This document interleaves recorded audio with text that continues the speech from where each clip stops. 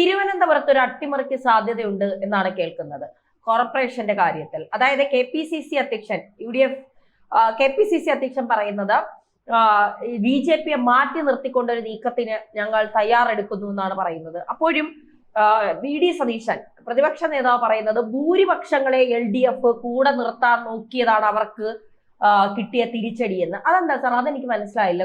ഭൂരിപക്ഷങ്ങളെ കൂടെ നിർത്തിയത് കൊണ്ടാണ്, അപ്പൊ ഭൂരിപക്ഷങ്ങളെ കൂടെ നിർത്തണ്ടേ? അപ്പൊ ഭൂരിപക്ഷങ്ങളെ ആരോടൊപ്പം നിൽക്കണ്ടേ? അതാണ് സതീശൻ ഉദ്ദേശിച്ചത്. സതീശൻ ഉദ്ദേശിച്ചതെന്ന് പറഞ്ഞാൽ ദൂരവ്യാപകമായിട്ടുള്ള അല്ലെങ്കിൽ ഇപ്പോഴത്തെ കോൺഗ്രസിന്റെ പൊളിറ്റിക്സ് തന്നെയാണ്. സതീശൻ ഉദ്ദേശിച്ചത് മനസ്സിലായില്ലേ? ന്യൂനപക്ഷ ഏകീകരണം കൊണ്ടാണ് ഇപ്പം കേരളത്തിലുടനീളം ഉണ്ടായ നേട്ടം അവർക്ക്. അപ്പൊ അത് മതി, ബാക്കി ഭൂരിപക്ഷം വേണമെങ്കിൽ വോട്ട് ചെയ്താൽ മതി. പണ്ടും ഞങ്ങൾ ഈ ന്യൂനപക്ഷ ഏകീകരണത്തിന്റെ പാർട്ടിയാണ്, അതായത് ക്രിസ്ത്യൻ മുസ്ലിം ഏകീകരണം. അയാൾ പറഞ്ഞതെന്ന് പറഞ്ഞാൽ ഭൂരിപക്ഷ ഏകീകരണം അത് സാധ്യമായതുകൊണ്ടാണ് തിരുവനന്തപുരം കോർപ്പറേഷനിൽ BJPക്ക് വിജയിക്കാനായത്. അതായത് വർഗീയ ധ്രുവീകരണം തിരുവനന്തപുരത്ത് നടന്നു. അതിന് കാരണമായത് പിണറായി വിജയനാണ്. വർഗീയ ധ്രുവീകരണം, അതായത് ന്യൂനപക്ഷ ഏകീകരണം ഈ പറയുന്ന മലപ്പുറത്തും അതിനോടനുബന്ധിച്ചിട്ടുള്ള ആ ജില്ലകളിൽ നടന്നത് സതീശൻ കണ്ടില്ലായിരുന്നു.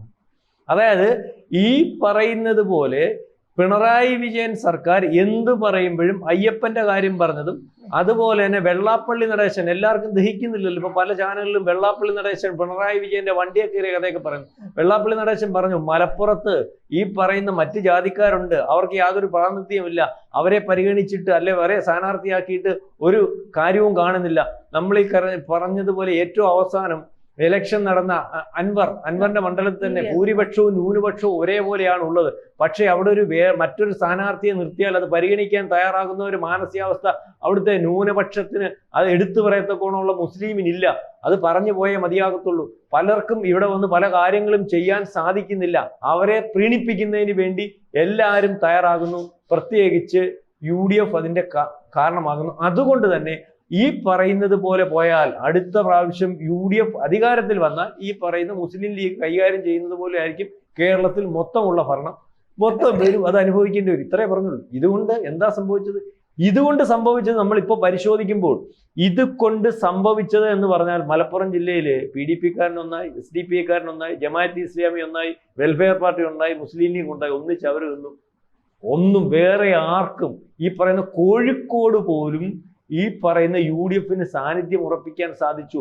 അതായത് ന്യൂനപക്ഷ ഏകീകരണം വളരെ കൃത്യമായിട്ട് പറഞ്ഞാൽ സതീശൻ പറഞ്ഞല്ലോ, ഭൂരിപക്ഷ ഏകീകരണം തിരുവനന്തപുരത്ത് നടന്നതുകൊണ്ടാണ് തിരുവനന്തപുരം കോർപ്പറേഷൻ BJP പിടിച്ചതെങ്കിൽ ഈ ന്യൂനപക്ഷ ഏകീകരണം വളരെ കൃത്യമായിട്ട് ഇപ്പൊ കേരളത്തിൽ ഉടനീളം നടന്നതുകൊണ്ടാണ് ഈ പറഞ്ഞ പാർട്ടികൾ എല്ലായിടത്തും വന്നത്.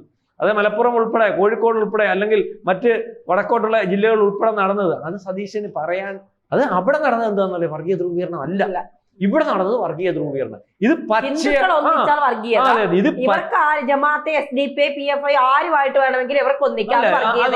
ഇപ്പൊ പച്ചയായിട്ട് പറയാൻ ഒരു പ്രതിപക്ഷ നേതാവിന് കഴിയുന്നു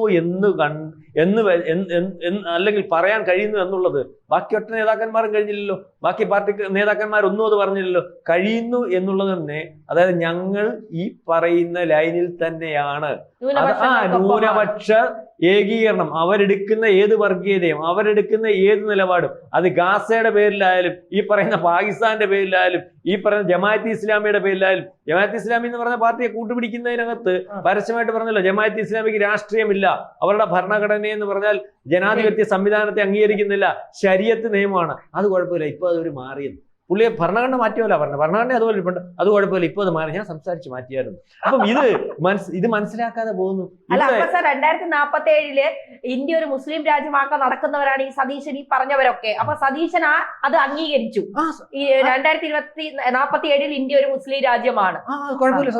സതീശൻ അംഗീകരിച്ചില്ല, സതീശന്റെ നേതാക്കന്മാരെല്ലാം അംഗീകരിച്ചുകൊണ്ടിരിക്കുമല്ലേ. സതീശന്റെ നേതാക്കന്മാരെന്ന് പറഞ്ഞാൽ ഇപ്പൊ പരസ്യമായിട്ട് ഈ നിലപാട് രഹസ്യമായിട്ട് വളരെ കാലം കൊണ്ടുവന്നു എന്നുള്ള പല കാര്യങ്ങളും നമുക്ക് ഇപ്പൊ പരിശോധിക്കുമ്പോൾ മനസ്സിലാവുന്ന. ഈ ഇദ്ദേഹത്തിന്റെ നേതാവായിട്ടുള്ള രാഹുൽ ഗാന്ധി എടുക്കുന്ന നിലപാട് എന്താ? പരസ്യമായിട്ട് ഏത് നിലപാടാണ് എടുക്കുന്നത്? പരസ്യമായിട്ട് ഈ നിലപാട് തന്നെ എടുക്കുന്നത്. അവരുടെ നിലപാട്, അത് കർണാടകത്തിൽ സിദ്ധരാമയ്യ എടുക്കുന്ന നിലപാട് ഈ നിലപാട് കണ്ടില്ലേ.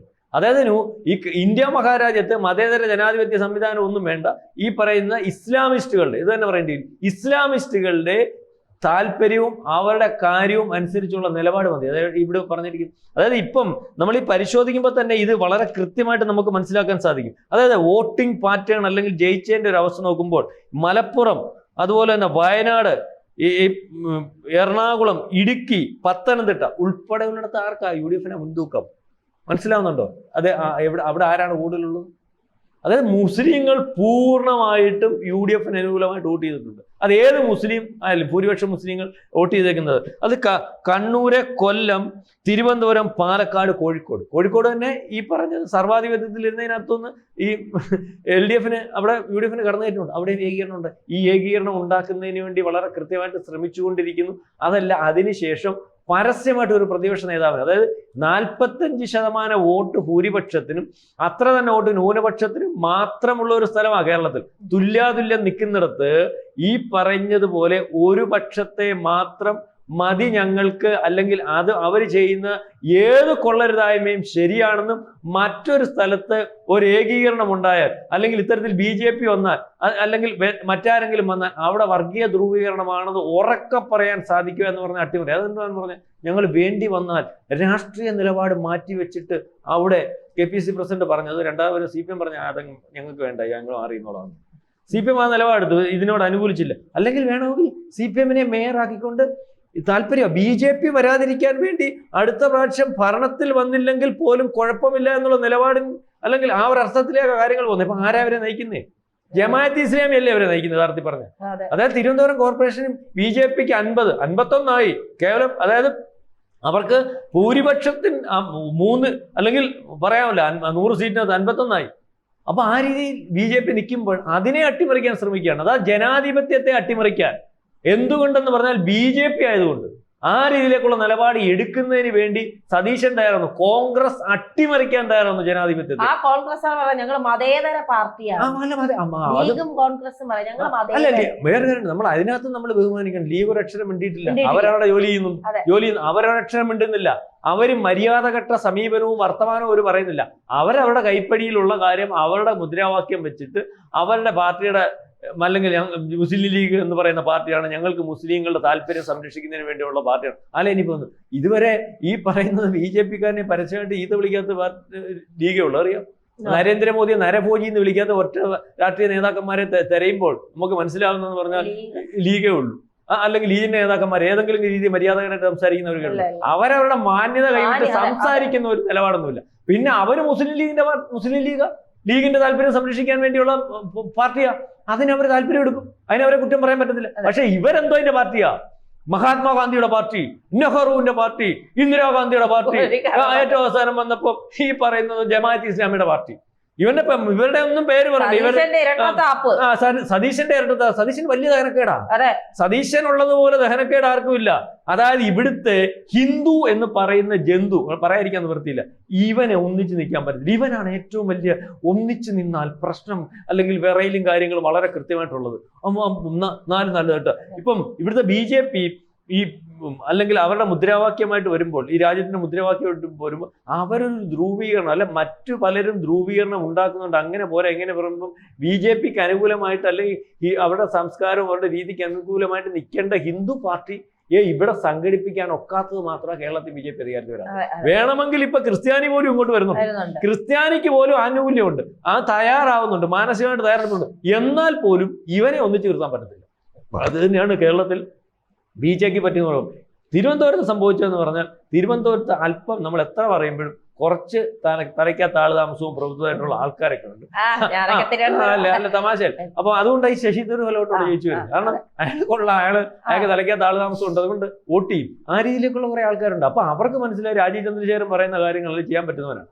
അയാളുടെ കരിയർ നോക്കുമ്പോൾ അയാൾ പലരും ചെയ്തിട്ടുള്ളവനാണ്. അയാൾ മന്ത്രിയായിട്ടിരുന്നപ്പോൾ ചെയ്തിട്ടുള്ളവനാണ്. അയാൾ രാഷ്ട്രീയക്കാരനായിരുന്നപ്പോൾ അയാൾ പറഞ്ഞത് അയാൾ ബിസിനസ് ആണ്. അപ്പൊ അയാൾ പറയുന്ന ഇന്ന രീതിയിലൊക്കെ തിരുവനന്തപുരം കൊണ്ടുവരാം. നമ്മൾ ലോകത്തിന്റെ നെറുകയിലേക്ക് പോകുന്നുണ്ട്. പല സംസ്ഥാനങ്ങളുടെയും അല്ലെങ്കിൽ BJP ഭരിക്കുന്നിടത്ത് അവിടുത്തെ തലസ്ഥാനവും മറ്റോ കാര്യങ്ങളുടെ വികസനമൊക്കെ നിങ്ങൾ കണ്ടുപിടി. ഇവിടെ ഒന്നും നടന്നിട്ടില്ല. ഇവിടെ ഈ നടക്കുന്ന റോഡും അല്ലെങ്കിൽ പാലവും അല്ലെങ്കിൽ റൗണ്ടപ്പും ഒക്കെ കേന്ദ്രത്തിന്റെ ഫണ്ടാ. അത് കേന്ദ്രത്തിനെ ഇവിടെ ഏൽപ്പിക്കാമെങ്കിൽ അവർക്ക് ഈ അവരുടെ കയ്യിൽ കൂടി പോകുന്ന രീതിയിലേക്ക് ഒരു കോർപ്പറേഷൻ പ്രധാനപ്പെട്ട തലസ്ഥാനത്തിരിക്കുന്ന കോർപ്പറേഷൻ ഏത് രീതിയിൽ ഡെവലപ്മെന്റ് ചെയ്യണമെന്നുള്ള ഒരു ഐഡിയ അവർക്കുണ്ട്. അതിനാ പറഞ്ഞത് നരേന്ദ്രമോദിക്ക് ഒരു ഐഡിയ ഉണ്ട്. വികസന രേഖ അവതരിപ്പിക്കുന്നത് നരേന്ദ്രമോദി ആയിരിക്കും എന്ന് പറഞ്ഞാൽ ഉടനെ നമ്മുടെ കോൺസ്റ്റിപ്പേഷൻ ഉള്ള നേതാവ് കോൺഗ്രസിന്റെ അവിടുത്തെ ചാർജുകാരനല്ലേ കെ മുരളീധരൻ പറഞ്ഞു, അത് എങ്ങനെ നരേന്ദ്രമോദി അവതരിപ്പിക്കുന്നത്, എന്തൊരു വിവരക്കേടാ കാണിച്ച്. നരേന്ദ്രമോദി അവിടെ ഒന്നും അവതരിപ്പിക്കത്തില്ല. അവിടെ നരേന്ദ്രമോദി ആഗ്രഹിക്കുന്ന പാർട്ടിയുടെ നേതാവ് പറഞ്ഞാൽ പുള്ളി അവതരിപ്പിക്കും, പറഞ്ഞു കൊടുക്കും. അതാ പറഞ്ഞത്. അപ്പം അത് മനസ്സിലാക്കാൻ നിങ്ങൾക്ക് കഴിയണം. ഇദ്ദേഹത്തിന് മലയാളം അല്ലെങ്കിൽ നിങ്ങളുടെ അത്ര കൊണ്ട് ഫ്ലുവൻ്റ് ആയിട്ട് പറയാൻ അറിയത്തില്ലെങ്കിൽ തലയ്ക്കാത്ത ആള് താമസമുള്ളവനാ. അത് മനസ്സിലാക്കണം. ഇയാൾ അവിടെ വന്ന് പറഞ്ഞ് എന്തുവാ ഇപ്രാവശ്യം ശ്രീലേഖ പറഞ്ഞു, ശ്രീലേഖ ഇടയ്ക്ക് വെച്ച് ഇതിനു മുമ്പ് പറഞ്ഞില്ലേ എല്ലാം BJP ആവാണ് വരുന്നത് എന്ന് പറഞ്ഞിട്ട് പോസ്റ്റ് ഇട്ടായിരുന്നല്ലോ, പിൻവലിക്കേണ്ടത് വലിയ വിവാദമായത്. അപ്പൊ BJPക്ക് 60 സീറ്റ് കിട്ടുമെന്ന് പറഞ്ഞു. അത് 60 സീറ്റ് എന്നുള്ളത് ആ ശ്രീലേഖ എന്ന് പറയുന്ന IPS പറഞ്ഞത് എനിക്ക് തോന്നുന്നു 0ന് വിലയില്ല എന്ന് അവർ മനസ്സിലാക്കിയായിരിക്കും പറഞ്ഞത്. 6 എന്നായിരിക്കും ഉദ്ദേശിച്ചത്, 1/2 ഡസൻ എന്ന് വെച്ചാൽ പുള്ളി എല്ലാം തൃശ്ശൂർ പോയി പുള്ളി ജയിപ്പിച്ചിട്ട് വന്നല്ലോ. BJP സുരേഷ് ഗോപി 3ാം സ്ഥാനത്ത് പോകുമ്പോൾ ഇയാള് ഇപ്പോഴും അയാൾക്ക് തലയ്ക്ക് വിടുവ് വിട്ടിട്ടില്ല. പുള്ളി ആ 3ാം സ്ഥാനത്ത് പോയെന്നുള്ള കാര്യം മനസ്സിലായില്ലേ. തിരുവനന്തപുരത്ത് പോയി പുള്ളി കോൺഗ്രസ് പിടിക്കാൻ പോയതാണ്. അന്നേരം ശ്രീലേഖ 60 എന്ന് പറഞ്ഞാൽ പുള്ളി പറഞ്ഞു 6ൽ 60 ആയിരിക്കും ഇലക്ഷൻ. മനസ്സിലായി ഇയാളൊരു ലോക തോൽവിയാ. മനസ്സിലായി. എന്തോ പറഞ്ഞാലും അയാൾ പറയുന്നതിന് നേരെ വിപരീതം. ഇയാളെ കൊണ്ടുവരുത്തി പറയിച്ചാൽ മതി. അടുത്ത പ്രാവശ്യം പിണറായി വിജയൻ അധികാരത്തിൽ വരാൻ സാധ്യതയില്ല. പിണറായി 100ൽ തന്നെ വരും. പുള്ളി എന്തെന്ന് പറഞ്ഞാൽ മതി. അപ്പം പുള്ളി ഇങ്ങനെ രാഹുൽ ഗാന്ധി BJPയുടെ LDFന്റെ ഐശ്വര്യ പുള്ളിക്ക് ചാർജ് കൊടുത്ത കോർപ്പറേഷൻ മാത്രമാണല്ലോ അങ്ങ് പോയത്. ബാക്കിയൊക്കെ എങ്ങനെയോ അടിച്ചു കൂട്ടി അവനെ കൊണ്ടുവന്നു. പുള്ളിക്ക് ചാർജ് കൊടുത്തത് ആർക്ക്? ഇയാളെ കൊല്ലാൻ കൊണ്ടിട്ടേക്കും കേട്ടോ അവന്മാര്. ഇതിനെ അവന്മാരെ തീർക്കും. അവിടുന്ന് അവിടെ ജയിക്കുമായിരുന്നു. അവിടുന്ന് വലിച്ച അവിടെ കൊണ്ടിട്ട് കൊടുത്തു. സുരേഷ് ഗോപി അവിടെ കൊണ്ടിട്ടത് റോളറിന്റെ കീഴിൽ കയറിയോലായി. എന്നിട്ട് ഇപ്പൊ ഇവിടെ കൊണ്ടുവന്ന് ചാർജ് അവിടെ തിരുവനന്തപുരത്ത് കൊടുത്തു. ഓക്കെ ആയല്ലോ. ഒരു ശബരിനാഥനെ കൊണ്ടുവന്ന് പഞ്ചായത്ത് മെമ്പറും ആക്കി കൊടുത്ത് അതിന് ഒരു പരുവത്തിലാക്കി കോൺഗ്രസിനെ ഏതാണ്ട് എന്നാ പിന്നെ ഇലക്ഷൻ നിൽക്കുക. അവിടെ പാടെ 10 സീറ്റേ ഉള്ളൂ. അവിടെ കോൺഗ്രസും കുംഭഭരണിയൊന്നും ഇല്ല. മര്യാദയ്ക്ക് ഒന്ന് 10 സീറ്റ് പിടിക്കുക. അത് കഴിഞ്ഞിട്ട് കാര്യം പറഞ്ഞാൽ പോരെ. ആദ്യമേ അങ്ങ് കാര്യം പറയുക. വളരെ ബുദ്ധിമുട്ടിയ കാര്യം പറയാം. നിങ്ങൾ ആ മുഖം നോക്കിയാൽ അറിയാം. കാരണം എന്നിട്ട് ഇങ്ങനെ കാര്യം പറഞ്ഞ് ആൾക്കാരെ ആക്ഷേപിക്കുക. അവസാനം സ്വയം ആക്ഷേപഹാസ്യമായിട്ടും അലൻ ലോസ് പെരേരയുടെ ഒക്കെ കൂട്ട് ഇങ്ങനെ ഒരു സ്വയം പ്രഖ്യാപിത ഞാനാണ് ചാർലി ചാപ്ലിൻ, ഞാനാണ് കോൺഗ്രസിന്റെ ചാർലി ചാപ്ലിൻ എന്നുള്ള രീതിയിൽ ഇങ്ങനെ നിൽക്കുക. അപ്പം 66 വന്നപ്പോൾ മനസ്സിലായില്ല. 60 എത്തിയില്ലേലും 51 വരെ എത്തിയിട്ടുണ്ട്. 9ന്റെ കുഴപ്പമേ ഉള്ളൂ. അത് എനിക്ക് തോന്നുന്നു പുള്ളി പരിഹരിച്ചോളൂ. ആരാ ഈ പോക്കാ പോന്നെങ്കിൽ അതിനകത്തൊന്ന് 10 എണ്ണം പറക്കി ഇപ്പുറത്ത് വരും. അപ്പൊ അത് 60 പോകും. അതാണ്ട് ആ കാര്യത്തിൽ അപ്പൊ വേറെ BJP തീരുമാനിച്ചു. എന്നാലും ഒരു അട്ടിമറി കോൺഗ്രസിന്റെ ഭാഗത്തുനിന്ന് വേറെ BJP തീരുമാനിച്ചിട്ടുണ്ട്. അപ്പം ഇതാണ് കോൺഗ്രസിന്റെ യഥാർത്ഥത്തിലുള്ള ഒരു മുഖം. അതായത് യഥാർത്ഥമായിട്ടുള്ള മുഖം എന്ന് പറഞ്ഞാൽ ഇവിടെ വർഗീയ ധ്രുവീകരണം, അതായത് ജമാഅത്ത് ഇസ്ലാമിയുടെ ലൈനിലേക്ക് കേരളത്തിൽ കൊണ്ടുപോയാൽ മാത്രമേ ഞങ്ങൾക്ക് അധികാരത്തിൽ വരാൻ സാധിക്കത്തുള്ളൂ എന്ന് പരസ്യമായിട്ട് പറയാൻ കോൺഗ്രസ് നേതൃത്വം തയ്യാറാകുന്നു എന്നുള്ളതാണ് VD സതീശന്റെ ന്യൂനപക്ഷത്തെ അല്ലെങ്കിൽ ഭൂരിപക്ഷത്തെ പിന്താങ്ങിയത് അല്ലെങ്കിൽ അവർക്ക് അനുകൂലമായിട്ട് നിന്നതാണ് പിണറായി വിജയന്റെ തോൽവിക്ക് കാരണമാണെന്ന് അർത്ഥശങ്കയ്ക്കിടയില്ലാതെ പരസ്യമായിട്ട് പറയാൻ ഒരു പ്രതിപക്ഷ നേതാവിനും അല്ലെ നാളെ കാലത്തെ ഞാനാണ് മുഖ്യമന്ത്രി എന്ന് പറയാതെ പറഞ്ഞിരിക്കുന്ന VD സതീശനും സാധിക്കുന്നത് എന്ന് നമ്മൾ മനസ്സിലാക്കണം.